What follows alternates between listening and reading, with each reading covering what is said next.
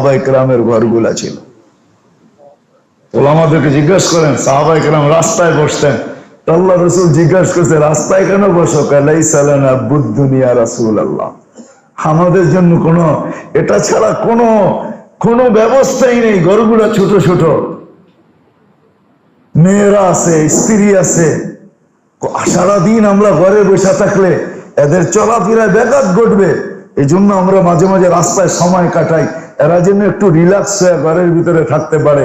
আল্লাহ রাসূল শিখাইছে রাস্তায় বসো বটে, কিন্তু রাস্তার হক আদায় করো। জিজ্ঞেস করে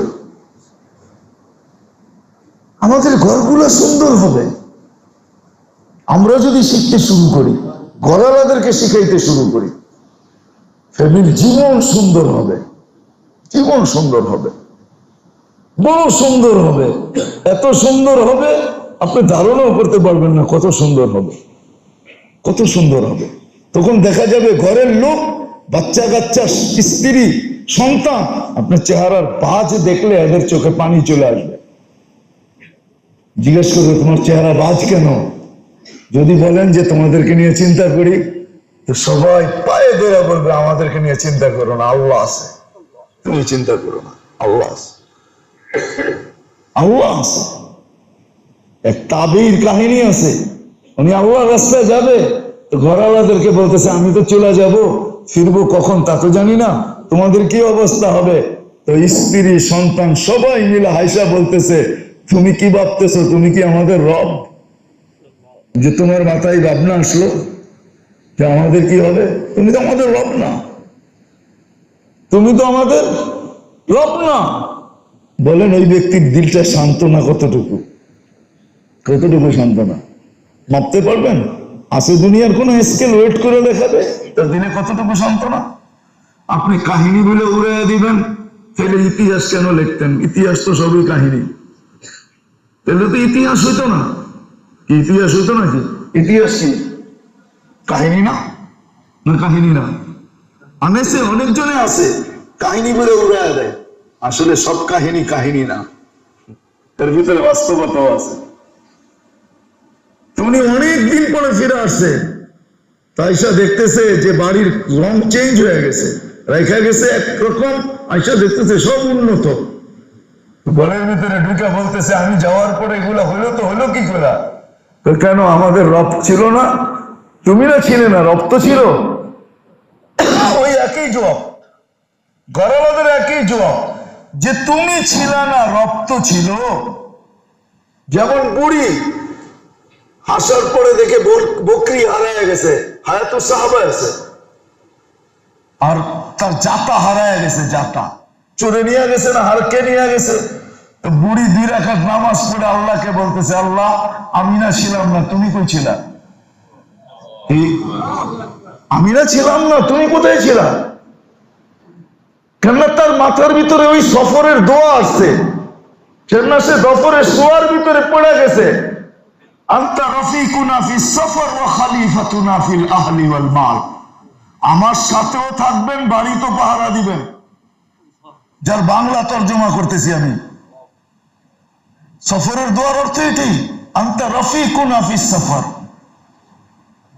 আপনি আমাদের সাথে সফরে থাকবেন, খলিফাতুনা ফিল আহলি ওয়াল মাল, আমার আহাল মালের ভিতরে আপনি প্রতিনিধি দেখা রাখবেন। তো বুড়ির ওই দোয়া মনে উঠছে সফরের, আমি তো বইলা বাহির হয়েছি, তো নামাজ উঠে হাত উঠে বলতেছে আমি তো ছিলাম না, আপনি কোথায় ছিলেন? আমার যে জাতা চুরি হলো, বকরি চলে গেল, হায়াতুস সাহাবা আছে, আল্লাহ ওই জাতার পরিবর্তে নতুন জাতা পাঠায়া দিয়েছেন, 1 বকরির পরিবর্তে 2 বকরি পাঠায়া দিয়েছেন। আল্লাহ পারে, আল্লাহ পারে না, পারে না? মানেন এটা? সত্যই ঠিক। তো যখন জিজ্ঞেস করছে এই চেঞ্জ, আমি ছিলাম না, তুমি ছিল না, কি হলো? আল্লাহ তো ছিল, আমাদের রব তো ছিল, আমাদের মালিক তো ছিল। তো বলছে বলো কি হয়েছে? তুমি চলে যাওয়ার পরে রাজা তার পরিষদ নিয়ে এখান দিয়ে যেতেছিল আমাদের বাড়ির সামনে দিয়া, এতটুকু পিপাসিত হয়েছে এখানে আইসা সফর থেকে, তা আওয়াজ দিছে পানি দেওয়া যাবে? আমরা বলছি ঘরে কোনো পুরুষ নাই, দিতে পারি পানি, কিন্তু দরজা খুলে না, হাত দেখায় না, পাও দেখায় না, সরো তোমরা, দেওয়ালের উপরে পানি রেখে দিব আর তোমরা এখান থেকে নিয়ে নিবা। তো পানি দেওয়ালের উপরে রেখে দিছে, এরা নিয়ে নিছেন।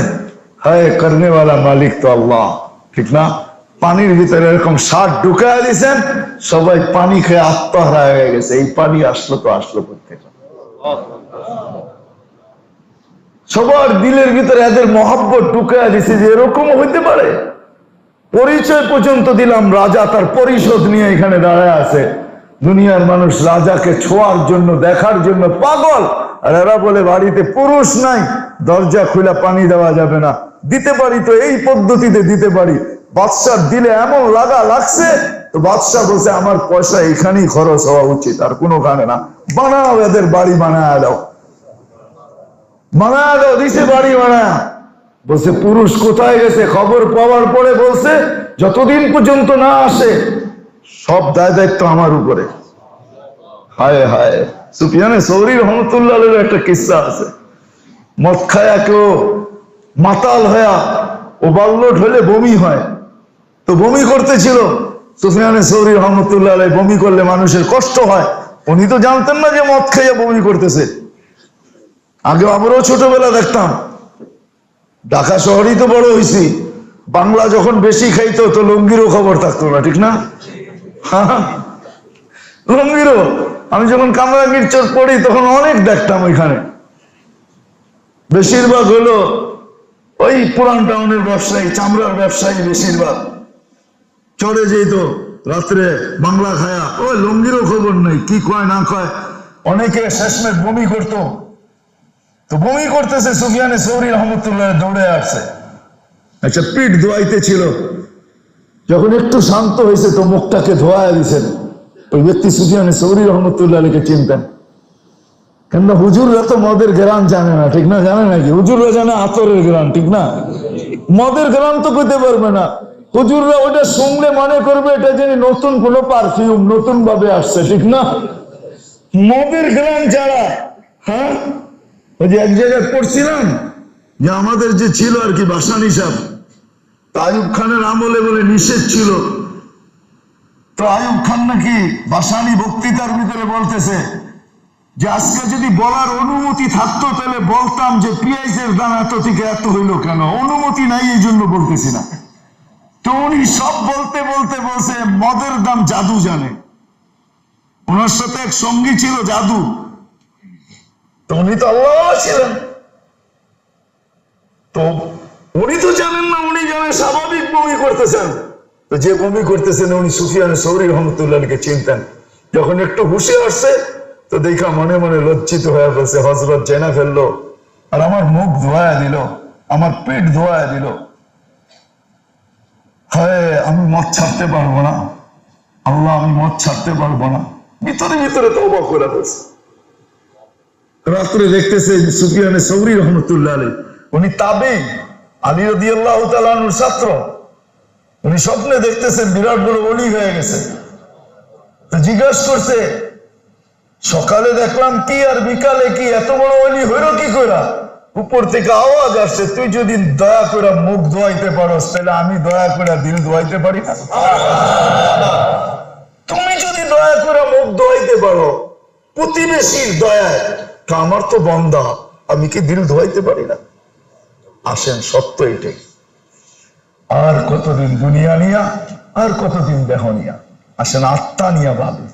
যার কারণে প্রত্যেকে যদি আমরা ভাবি আর নির্ণয় করি আর চিকিৎসা নিতে শুরু করি, তাহলে আজ না হোক কাল এটার প্রভাব যখন আমাদের ঘর ছেড়া সমাজের উপরে পড়বে, তখন আমাদের সমাজটা ওরকমই হবে যেরকম সাহাবায়ে কেরামের সমাজ ছিল। ওনাদের ঘর ছিল, আমাদের সন্তানগুলো ওরকম হবে যেরকম ওনাদের সন্তান ছিল। আল্লাহ আমাদের সবাইকে বুঝা ভাবা তৌফিক দান করে। ভাবতে হবে, নাইলে কিন্তু আপনি